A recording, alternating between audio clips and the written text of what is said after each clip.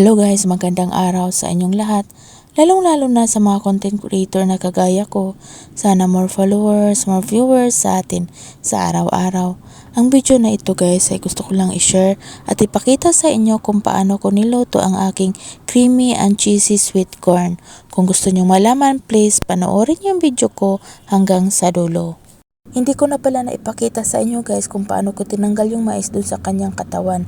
Ay, hindi ko alam guys kung anong tawag nun, basta yun na yun, intindihin nyo na lang yung sinabi ko. Hindi ko na pala naipakita sa inyo kung paano ko tinanggal, basta ang ginamit ko lang sa pangtanggal is kutsilyo. Pagkatapos nilaga ko yung mais, nilagyan ko ng konting tubig at saka konting asin. Hayaan ko lang siyang maluto.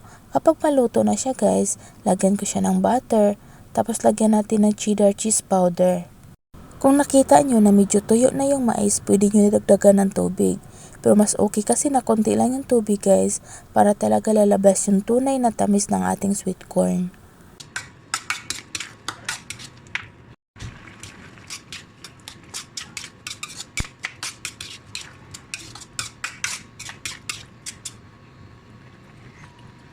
Kapag maluto na yung mais guys, saka natin lagyan ng cheese. Kung meron kayong melted cheese sa bahay, mas okay yon para lalong maging creamy and cheesy ang ating sweet corn. Tapos halo-haloin lang natin yan para hindi didikit sa ilalim. Konti lang kasing tubig ang nilagay ko guys, kaya mabilis lang talaga siya dumikit sa ilalim, lalong-lalo na nilagyan natin ng cheese.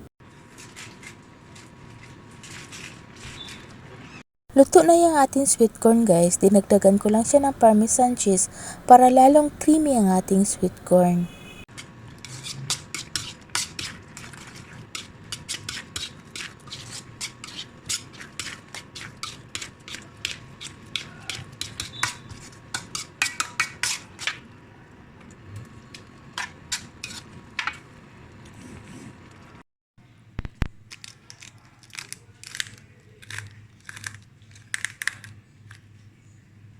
Wala nga kaming melted cheese sa bahay, kaya cheese whiz na lang ang nilagay ko. Masarap din guys kapag cheese whiz ang ilagay natin. Pero syempre mas masarap pa rin yung melted cheese.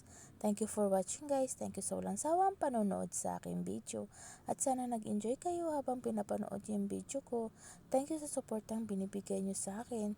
Thank you sa like, sa comment, lalong-lalo na sa star guys. Thank you and God bless sa ating lahat guys. Bye-bye!